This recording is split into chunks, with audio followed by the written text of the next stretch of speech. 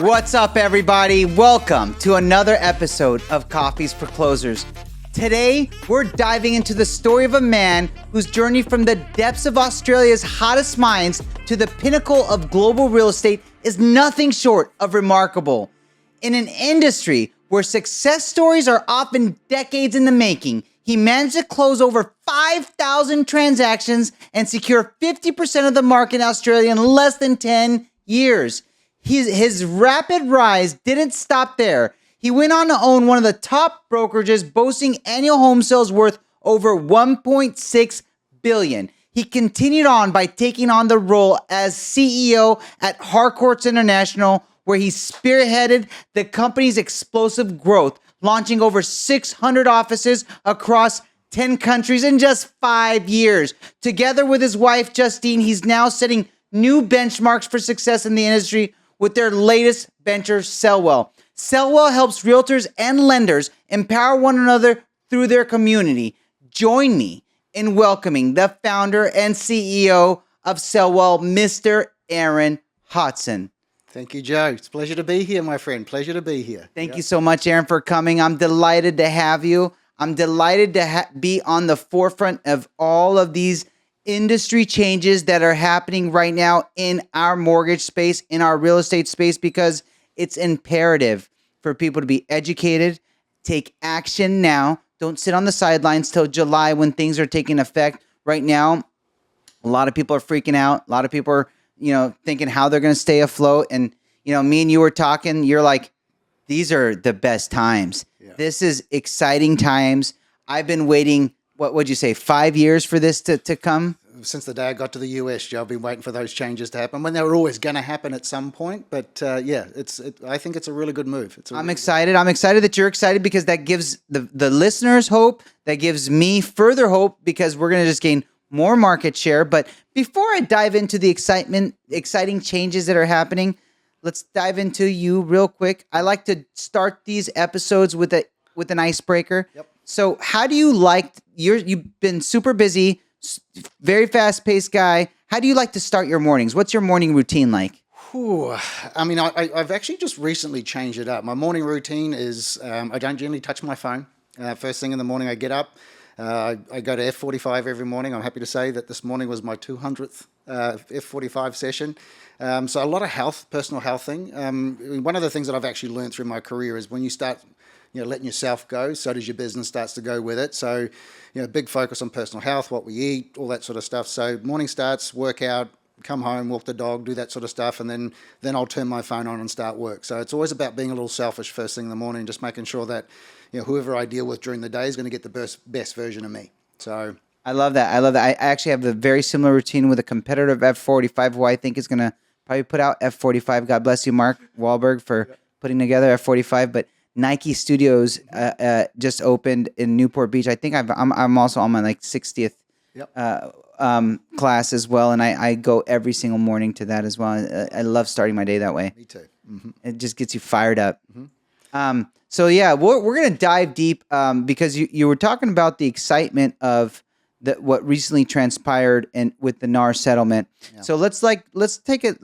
because that's what everyone wants to hear about and your perspective on this settlement, because you're coming from Australia, a country where this sort of real estate transaction has already been the usual, this has already been the thing. So explain to people why you're excited about these rapid changes. Yeah, I think the excitement is probably more of the positive attitude towards it, because I think this scenario is always going to happen at some point. Everywhere else in the world, it's a market condition that always changes.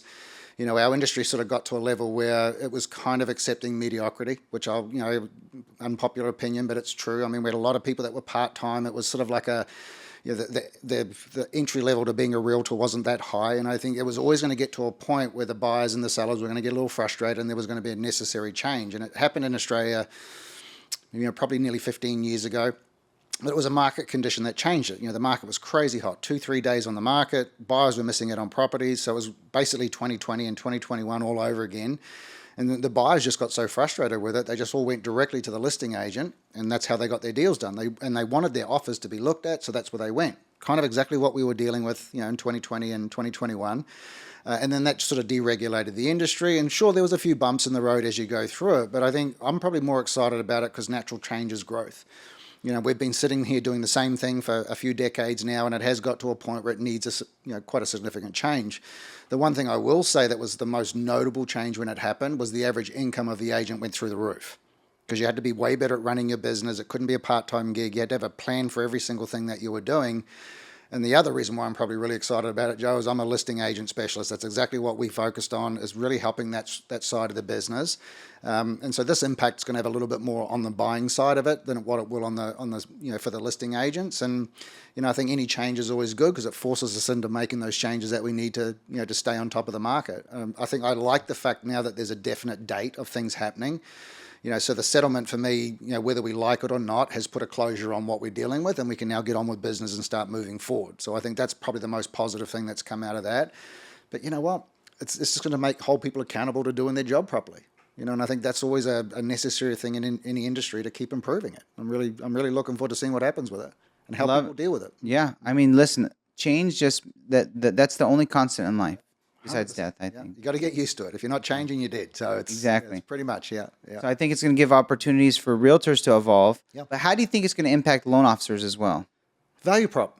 I think the gone are the days now, the old style MSAs, paying for leads, things like that, the lowbrow stuff just to try and keep in front of realtors. There's actually going to have to be some real true value there. And I think, me personally, one of the biggest changes we'll see is the value in the buyer's agent is going to be flipping over to the listing agent. The value that you're going to get from your relationship is going to be heavily lent on the listing agent side through the number of people who will be going directly to the listing agent to get their offers looked at. So they'll have more direct access directly to the consumer than what the buyers will. I mean, I always love to tell this, joke about this, but my lender was the most critical part of my business when I was selling real estate. And like you're saying, 5,500 transactions. My lender was probably getting 90% of my business. I actually wouldn't even look at an offer unless it was cross-qualified by my lender. And people say, like, you can't do that. Well, I can do that because I'm contractually obligated to take care of my seller. And why would I present an offer to them that hadn't had a third-party opinion on it? Because most pre-approvals, we don't know what's involved in it. We don't know what the depth that's gone into it. And I used to refer to it as a seller confidence call. So I'm not asking you to be cross-qualified. I just need my lender to talk to your buyer so that I can give my seller some confidence when they look at your offer. And if you don't want to do it, I'll just let them know that you refused, and they'll take that in consideration when they're looking at your offer. We found time and time again they weren't on the best deal. They weren't getting the right rate. The product didn't suit what they were doing. And my lender became the number one lender in the country because of that relationship. And I think people don't understand the power of the strength between the lender and the realtor. And if you get those relationships right and deep, your business will change overnight. I mean, I was telling you this earlier before we started. I had a business card made for my lender, and his title was payroll. Because if he didn't do his job right, nobody got paid. I mean, his job was to make sure that every offer that we presented could close. There was going to be no hiccups at the end, which is what I'm contractually obligated to do for my client. And just having that relationship was important. He was bringing me 10 to 15 listings every month because the conversation around finance is way more powerful than the conversation around selling real estate. So it was opening more doors for me. And I think that's what's going to change is we're going to have to do a little bit more work, but the result is going to be tenfold. There's going to be a lot more benefit in having deeper relationships. So I think old traditional ways of MSAs and paying for leads and printing marketing and things like that, those things are going to be gone and forgotten pretty quickly. And we're going to be looking for people that we can actually create true partnership with to really help grow the business. And, we've been doing it for, nearly a decade here in the US. And, you do get a few people looking at you a little strange when you start doing it, but the results speak for themselves. We've got tons of lenders that we're working with that are doing over $100 million a year in volume, and a large portion of that volume comes from realtor relationships we've created for them. So, I'd like to joke about I speak fluent realtor, so I can explain the difference between the two. But I think having that real life experience of understanding what that relationship can do if you get it right is a game changer. Yeah, I agree. And I think it's probably one of the most flawed things that we've had. I've met so many realtors that have got lenders that they're doing, they've got MSAs with, or they've got some sort of marketing agreement with. They wouldn't even do their own personal loan with them. Now that's a question in itself. Is like, why would you trust your business with that person? For me, most critical relationship. That's why we've had that crossover between the realtor and the lender, because if we can get that right, that's a game changer for this industry. That's the misnomer that realtors don't want to listen to lenders or create deep, meaningful relationships because they always have that mentality in their mind that lender just wants to use them.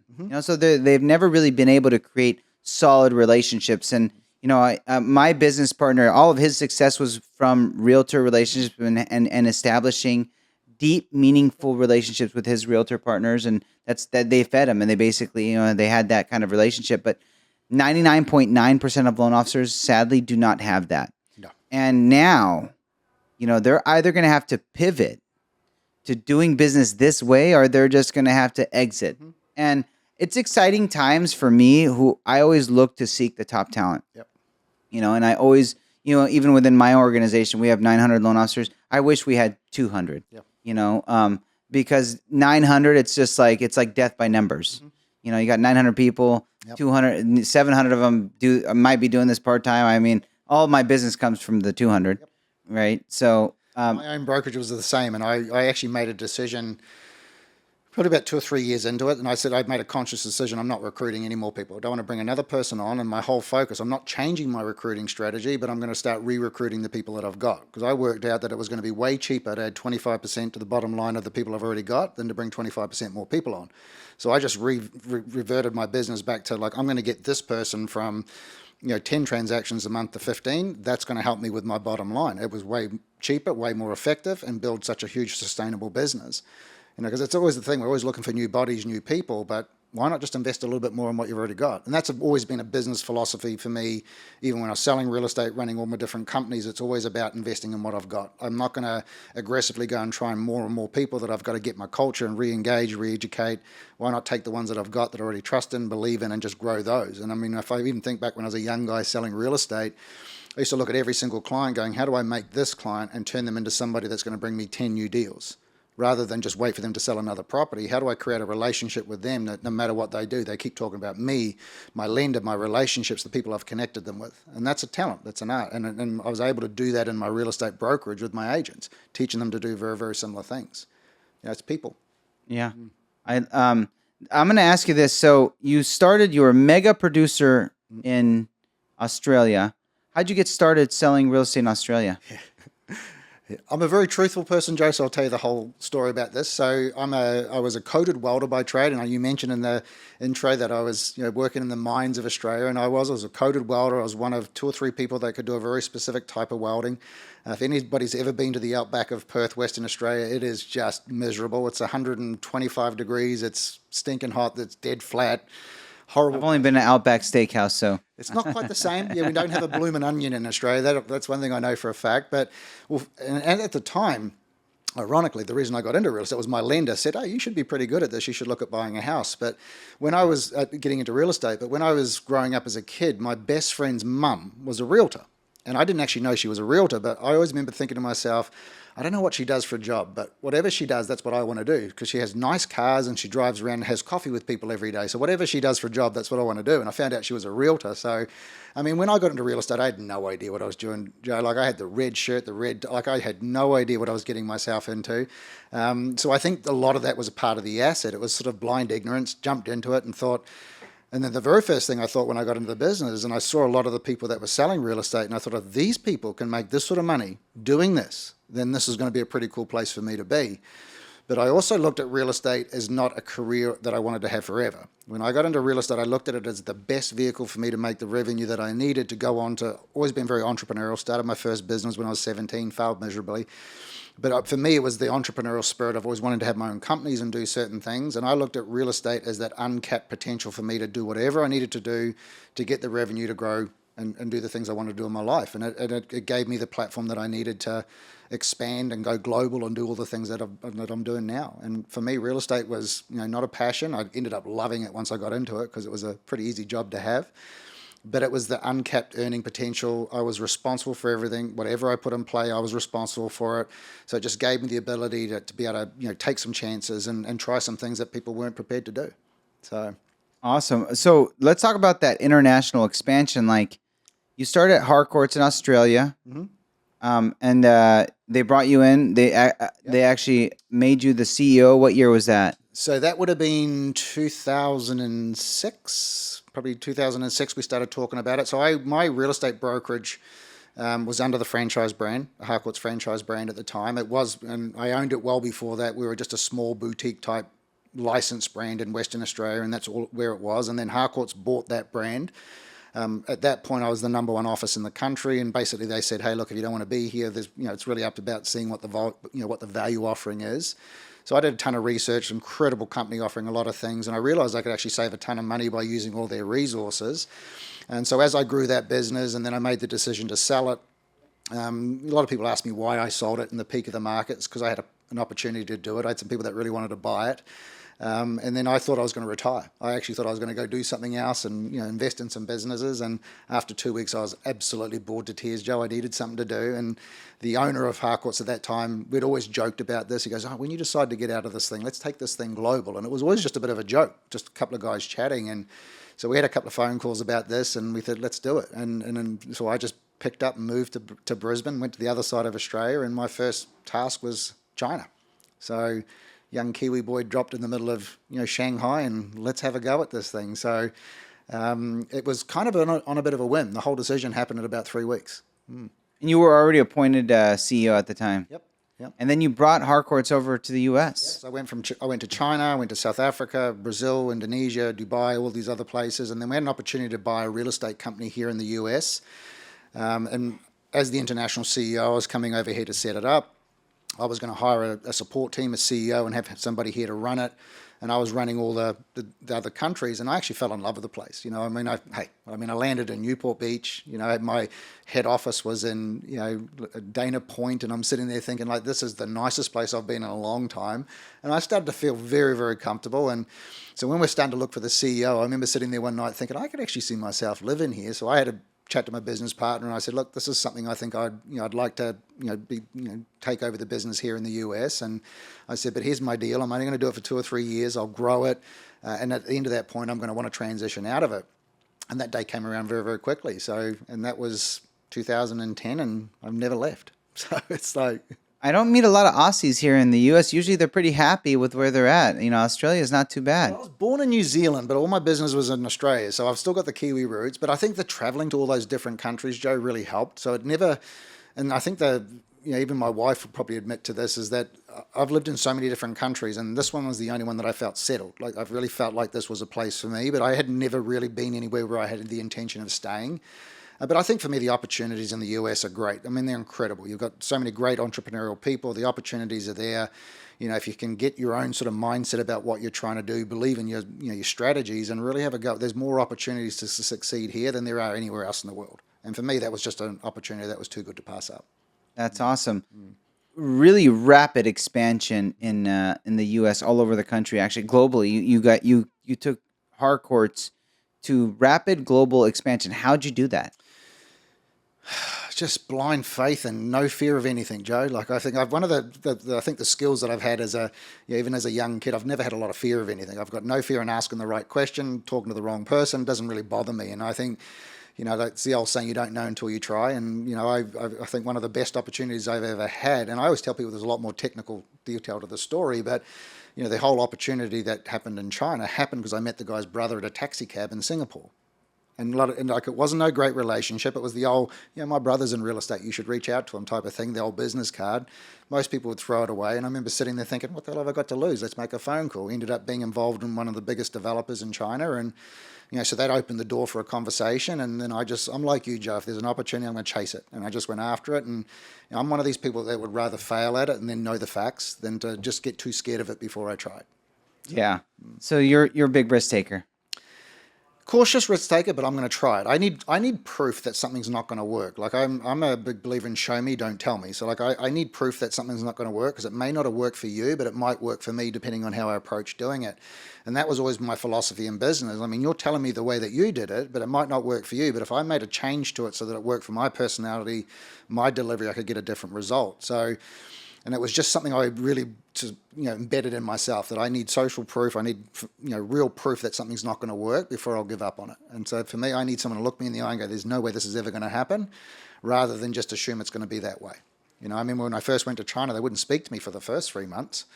I had an interpreter. That was always never, as soon as I started challenging them on a few things and put some real sort of tough conversations in front of them, all of a sudden the English came out and we were on the right track, and I managed to open 160 offices. But my realization was never going to be the business. It was breaking through the people. because people control everything. And it wasn't really what I knew about real estate or growing a business. It was getting the right people on the ground to do the right things. And so my whole goal was just finding the people that had the access and the ability to do the things that I wasn't able to do.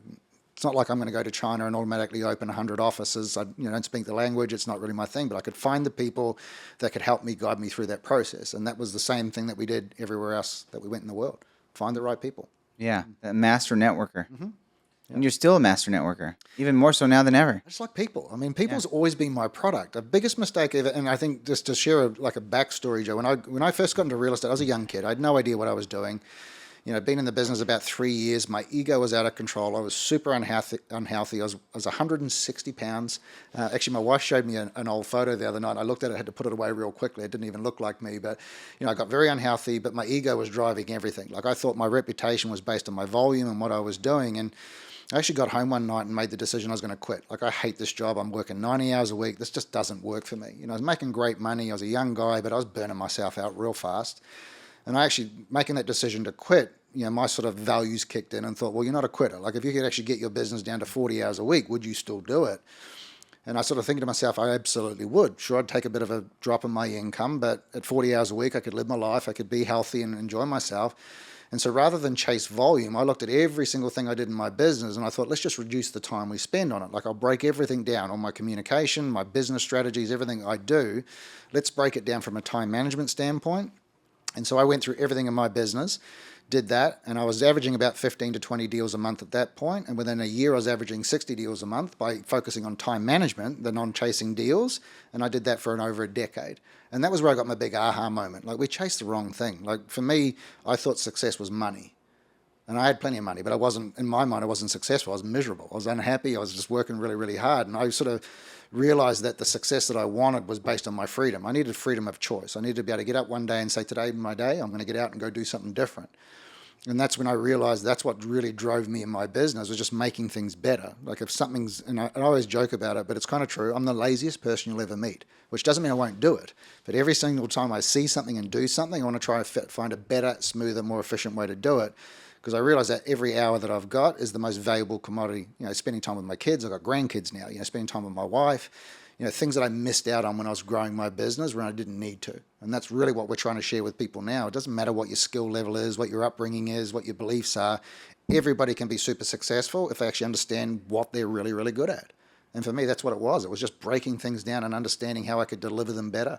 And for me, that was a massive turning point in my life because I realized I just focused on the wrong thing. Have people support you, and you're going to be fine no matter what you do. So you retired from Harcourts. You started this you brought this massive company, Harcourts International real estate brokerage, and you took it global. Mm-hmm. And you're like, you're done. You retired.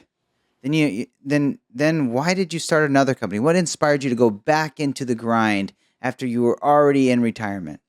Well, retirement lasted about 2 weeks, just so you know. So, but I think it's it's like, what would you go do? But I love what I do, Joe. I think, I've asked myself that a few times, but I love being busy. I love talking to people. I love helping people. And, and I think for me, it's a passion thing. You never ever give up on something you really believe in and passionate. And if money's the reason you stopped doing it, I think you weren't passionate about it before you started it. There is nothing in my life that's for sale. When I say that, there's no amount of money that would stop me doing what I'm doing. All it does is just gives me a little bit more freedom to do other things. But it all comes down to the underlying fact. I love what I do. I love sitting in front of somebody that's, maybe a year ago was struggling to pay their bills, struggling to, get through certain things, and having them now at the point where they've got a new home, the kids are going to private school. That's kind of what drives the ego. And I realized that very early in my career. Even when I was number one agent, I was getting the accolades. It was a very nerve-wracking thing. I actually didn't like it. I didn't really like the attention. And it wasn't until I stopped selling and brought my brokerage and I was seeing these new agents getting up there and getting awards and they were making this great income that my heart really felt full. I felt like this is what I was made to do. It was really just to help people learn from my experiences. And I actually think I'm a better person when I'm doing it. I physically can't play enough golf and I can't go do that. I get very short attention span to it. I always like building and developing things. And for me, I don't think there ever will be a day that I retire. And my wife actually asked me a few months ago, she goes, when will you stop? And I said, the day everybody starts doing everything we ask them to do is the day that I'll stop. So she read that really loud and clear as to exactly what that meant. Never happened, honey. Never going to happen. Never. And I just love it, Joe. I mean, I've thought about it, but boredom's horrible for me. I got to keep the brain working, and I think it keeps you young, it keeps you alive, keeps you sharp. Because you come back from F45 fired up. If you come back fired up, what are you gonna go do? I'm a very addictive person too, and I'm into something. I'm into it. It's pretty full on. So, yeah. It's so great. This show, like I come and I sit down with like all the leaders of industry, all the best of the best entrepreneurs, and the conversations are always stirred in that direction. Like they're just driven. Yep. Money doesn't drive them. They don't care about money. They want to win. They want to help others. They want to succeed. They want, their satisfaction and joy is in helping others win. Yeah. And you'll always find your people. I think, those that are driven by money, I think the tenure of doing that is very short-lived. You get one loss, one win, and, you end up being where you are. But I think if you're always doing the right thing, you're doing the right thing by people, your success is inevitable. Like if you're doing the right thing, you're being honest, you're getting up every day, doing exactly what you need to do, you're going to get what you deserve. And I still don't think I'm finished. I still think there's bigger things around the corner. There's still greater opportunities, and there's still things to learn. Our industry is always evolving. It's always changing. And I think for me, it came down to the point as I wanted to have some sort of legacy at the end of it. I wanted something that my grandkids would look back on and go, that was my grandfather, and be proud of it. And I still don't think I'm done. I still haven't done it yet. So, what do you think? What is the ideal legacy that you want to be remembered for? Changing the perception of this industry. I think, it's always this, you've either got to be a social media person or you've got to be an old school type of thing. I think it's really about showing anybody that doesn't matter what they do. If you actually, number one, believe in who you are and what you're good at, that anybody can create a lifestyle that they want. Because it's a lot of people go, I just don't have the money, or I don't have the ability to go on social media. I don't have the ability to do that, or I don't have a network of people. I started in a country where I didn't even know my neighbor. And within a year, I made $1 million in my first 12 months in selling real estate because my whole focus was just meeting people. It wasn't about, I had no network. I didn't have anybody. So for me, it's just showing people that there's always a way to be successful. And I think it's eliminating the excuses. That's why we created the company SellWell, because I think anybody can do it. I don't believe there's a single person that can't be a successful salesperson if they actually understand what they're truly good at. That's what I was going to ask you next. Now, a lot of people are like, what is SellWell? Because SellWell is not a real estate company. No. And it's not a traditional coaching kind of platform.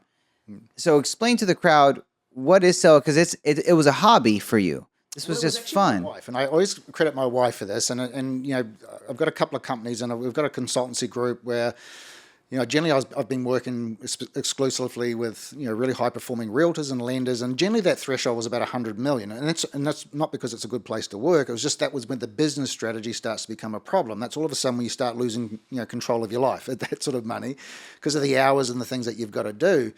And so the consultancy part of it was my retirement plan. I was going to do this. I had a select group of clients that I was working with, and I've had clients with me for nearly a decade now. So I've had these really great relationships with people that have really helped grow their business. And my wife got up one day and said, what's wrong with this industry, and the real estate industry specifically, was that there's all these great people that are getting into this business, and they're doing it to provide better lives for their families, and their options are probably two things. Go and find a coach that's never sold real estate, pay them $1,500 a month and see if they can show you how to do it, or go get every dollar that you've got and invest it in lead gen, which is not going to work. And that's their starting point to real estate. And she said, there's got to be a better way to do it. So we created SellWell, which was basically everything that I did in my business, and we just basically handed it to them on a plate. They paid for it, and off they went and did their own thing. And what we realized was people weren't really looking for the what to do. And I think that's what our industry is riddled with. Here's what you should do every day, but nobody's shown them how to do it. So we developed this whole thing around the how-to part. Like, I know it's hard to make your phone calls, but here's how you're actually going to go about doing it. Here's a way of actually making it work for you. And then we surveyed all our realtors about 2 or 3 years ago and said, what are you actually going to need for the next foreseeable future, 12, 24 months? What do you think you need more than anything? And we thought they were going to be looking for lead gen, all the the typical things. And the bulk of the people came back and said they wanted leadership and support. And it wasn't stuff, and it wasn't products. And we're in this era now where we've got all these, these sort of 100% places, and you just fly on your own. You're all remote. You don't have to go anywhere. So that culture and production was kind of getting lost. And so we realized we needed to make a change. And so SellWell's now called the Club SellWell, which is a coaching club. We do live calls. We have all sorts of, we have wealth managers coming in. We talk to them all about, human nature, human intelligence, body language, all sorts of things to actually understand how the client works, along with all the coaching. In every single thing I did in my business, we have a full marketing department. So And that's not that as a monetary thing. That was more because that's the biggest time waster in people's business, sitting down trying to develop things. So it was more about getting people out in front of it. And then all of a sudden it just grew into this community of people supporting and helping each other. And we've got quite a few thousand agents going through it at the moment. 6,500 or so. And it's just been one hell of a lot of fun, Joe, because I think it was like we get so focused on the what, where everybody knows what they should do every day. But sometimes the how part changes everything. Yeah, you could preach until you're blue in the face. Everybody knows they've got to make an hour's worth of phone calls every day, but how do you do it if you hate doing it? That's the part that people don't do it. And so then they go learn scripts. I mean, we're adults. If you have to know what to say to somebody when you're having a conversation before you have the conversation, you're dead in the water before you get started. I still swear I've got the greatest script in the world. It's say hello and shut the hell up. Because the conversation starts then, right? And you get a response, you've got someone to interact with. But if all you're doing is firing out 15 different things to somebody, you don't even give them a chance to think or respond. And so we're just teaching people how to be better at who they are and what they do. I mean, we've had the best script ever. Say hello. And shut up. Just let them respond. The conversation starts. But we had, and this is probably the proudest thing that we've had since SellWell was founded, was we, in 2022, we had 50 agents, 52, I think, in their first 12 months in the real estate industry. And all of those agents, the 52 of them, did above 50 transactions in their first 12 months. And that's, for me, was what real success is. This is somebody, creating a better lifestyle, creating a financial future for themselves. And you know what? It was just doing things the hard way. Learning what worked for them, building a business around them. Because I don't think any one person can replicate somebody else. I mean, I know people could try and replicate what I did, but they're not me. They don't have my personality. And so something that we've always focused on is every single one of those realtors is different. They need something different. We need to be able to build businesses around the individual because we have that one unique talent, which is just to be the best versions of us. And so if we can create that, anything's possible. I love that. I love that. So, you've created this incredible community. Now, what do you think, the biggest source of inspiration for you developing this community? Like, what was it that made you go, and your aha moment, like, I'm going to do this? Because there's nothing like SellWell in the country. Yeah. And I think it was the response from people wanting support and needing some help and some leadership and some support. And I think that was really the real eye-opener for me, because, we could have gone down the same route as everybody else and just had an online coaching program which just fed stuff out and you go at your own pace and not really caring about what the results. But, when we sort of start talking to people and they start, we just need somebody to help me on a bad day, and, I just need somebody to give me some guidance and some leadership. And if people had the availability to get that on a very regular basis, there'd be a lot less traumatic results in this industry. And I think that really just sort of brought me back to my roots of what I was really passionate about running my real estate brokerage, was just helping people get to the next level. And, it really came down to just giving people a safe place to go, like a place where they could go and they could open up about things they were struggling with and get some really good, honest feedback on how to, get to the right results. They wanted the truth. So with all the success you've seen and the transition into SellWell, like, what sort of additional changes do you foresee in the real estate sector, in the mortgage sector, in the entire, I think real estate financial sector? The biggest change that I think we'll see, and this is something that I've seen this a little bit in Australia, South Africa, and a few of the other countries, is the entry level to be in the industry, I think, is going to get elevated. I think it's not going to be quite as easy to become a realtor. And I think that's a necessary thing. I think it needs to get to a point where there needs to be a little bit more involved in it. And I was going to have my kids all take their real estate exam as soon as they take their driver's license. I want to do it pretty quickly. That could take some time. Honestly, the quality of the industry is going to change because, we've got, NAR 1.5 million plus members right now. Probably 70% of those are part-timers. The average income for a realtor in the US is less than 30 grand, I believe, at the moment. And that tells you something. That says a lot. I thought it was less than actually 30 grand because it's fluctuated. A couple of years ago it was 22, and it's people doing those one or two deals a year. And people are going, well, this is really, really tough on us. But most people got their license because they had a friend or a family member that wanted to buy a home and they could see an easy amount of commission. That sort of thing will disappear, and you'll actually be looking for someone who can actually provide true value. Your team will no longer be real estate and mortgage. I think the real estate and mortgage business is going to get a lot tighter, a lot closer, and you're going to get a lot more particular about who you deal with.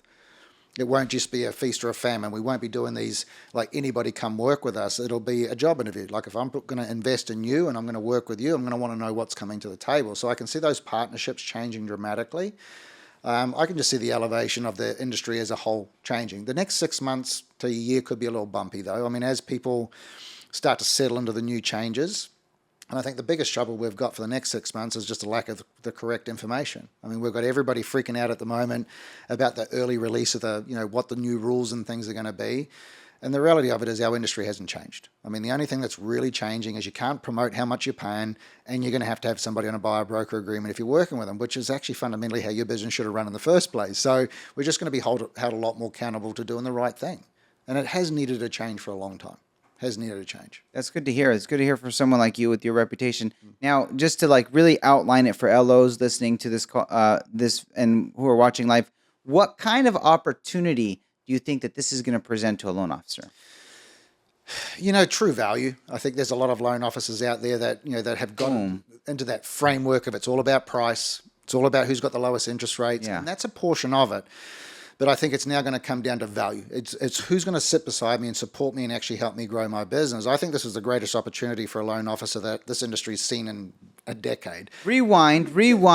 He just said this is the greatest opportunity a loan officer has seen in a decade. Easy. You heard that here on Coffeez for Closers first. Well, you think about how many loan officers are paying for leads, paying for Zillow leads, paying for lunches at offices. They go in there, they come back, they're all frustrated that not a single one of them talk to them. And, that's very lowball activities. It's going to come down to now who's the loan officer who's prepared to invest in growing a relationship. You imagine sitting down with a realtor right now, not saying, hey, can I pay for some leads or do some marketing, saying, look, if you're really serious about growing your business and you really want to add some more volume to it, go after some listings. I think I've got an opportunity. Would you like to sit down with me and let me show you how I can actually help you grow your business? Who's not going to sit down and talk to you? The only people that are going to talk to you in the real estate business that want you to pay for leads are the realtors not doing any business.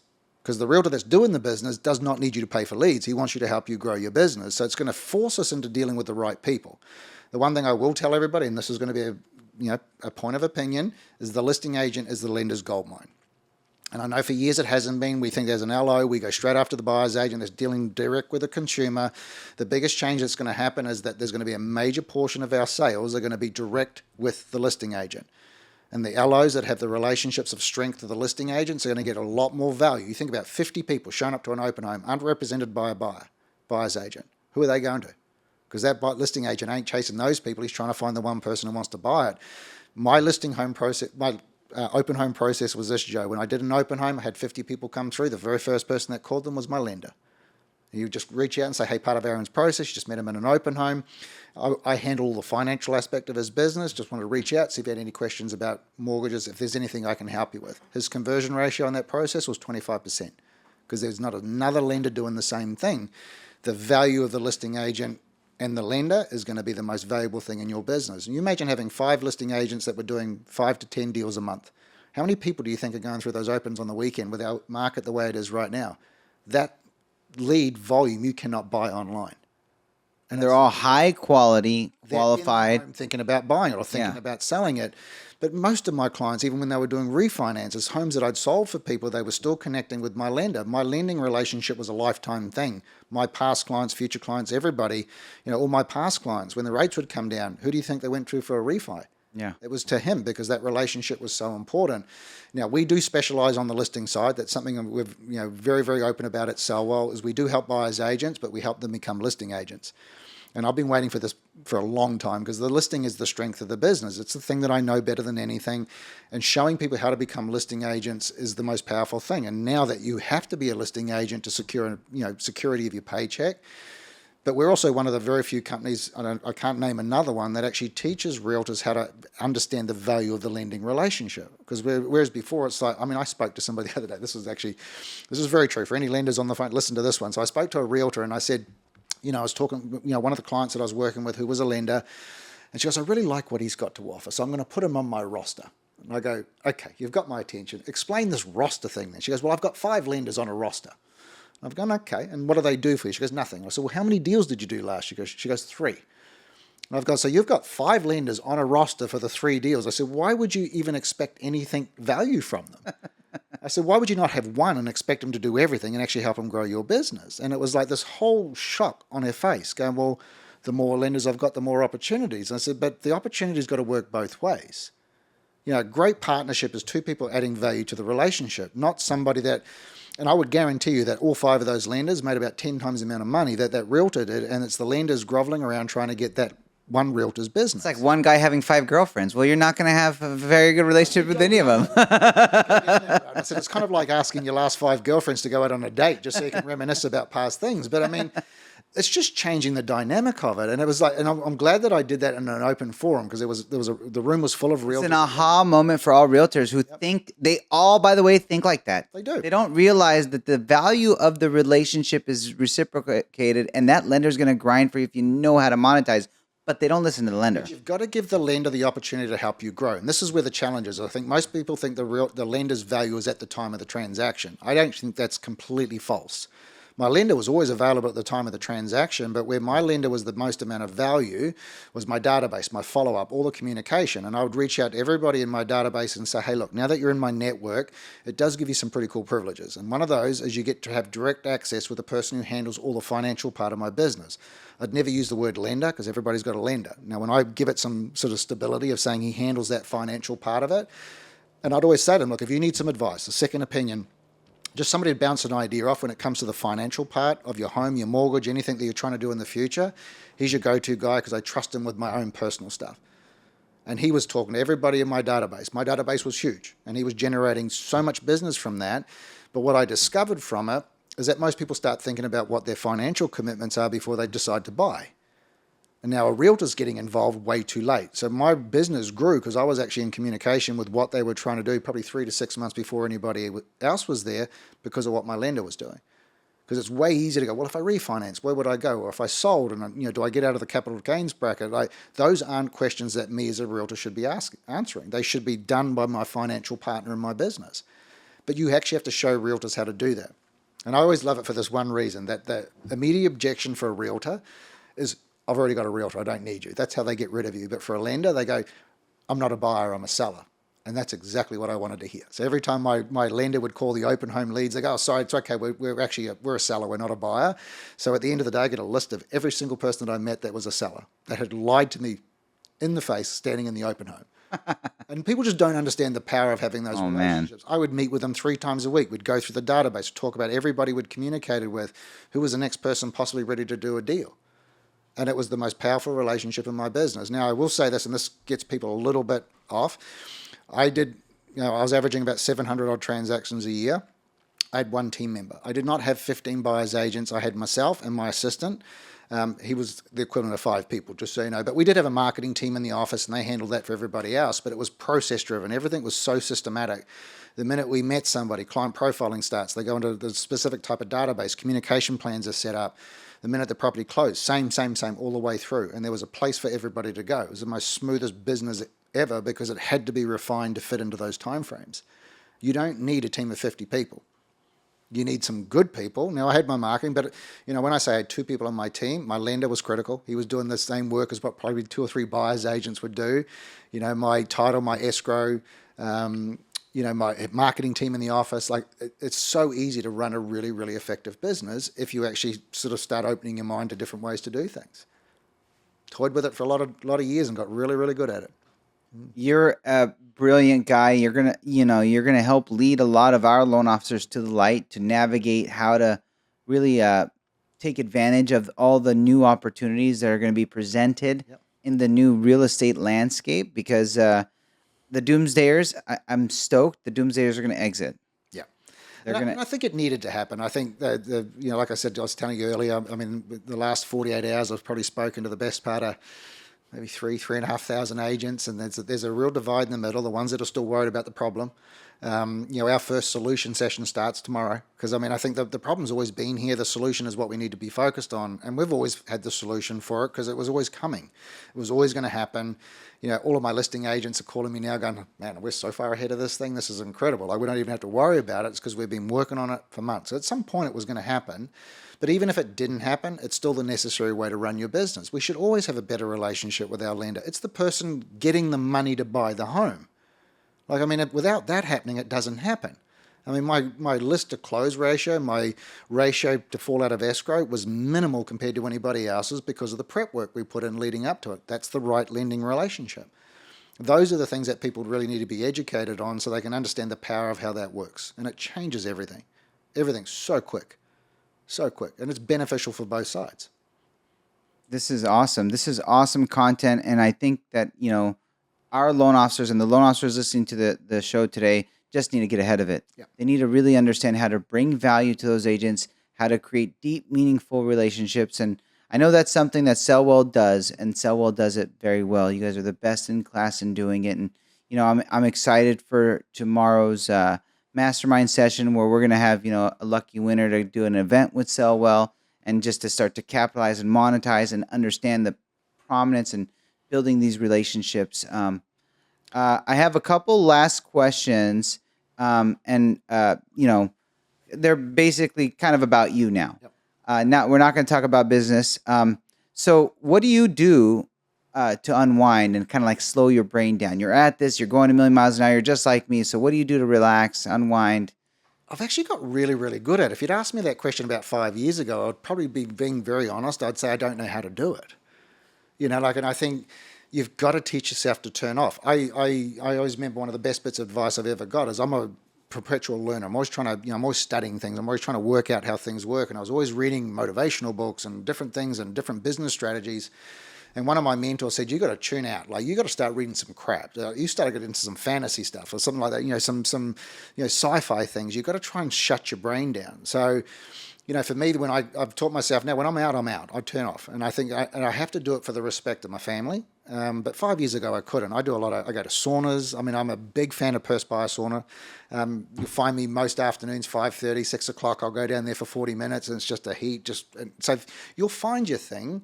I think people, they look at it very, very different. But when I was in business, I can actually give you a really good tip. We always talk about planning and growth. And one of the best strategies that I've ever employed with my people is how you end your day is way more important than how you start it.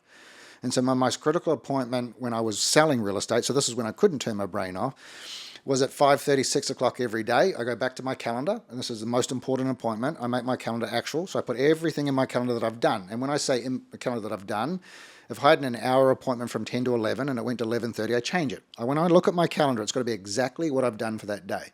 And then I look at everything that I've done and go, right, how do I shorten everything? Like, why did that appointment run over? What happened there? Why did that work? And I call that my time thief. How do I go back and steal 15 minutes from everything that's happened in my day? Or why did it run over? And so every day I was constantly improving. I'd take all my emails, file them where they needed to go. I'd take every note, put it in my calendar, put all my database away, and I'd make sure that my inbox was empty. Because if my inbox wasn't empty, I'd be waking up thinking about all my emails. And all I wanted to do was wake up in the morning and just deal with today business.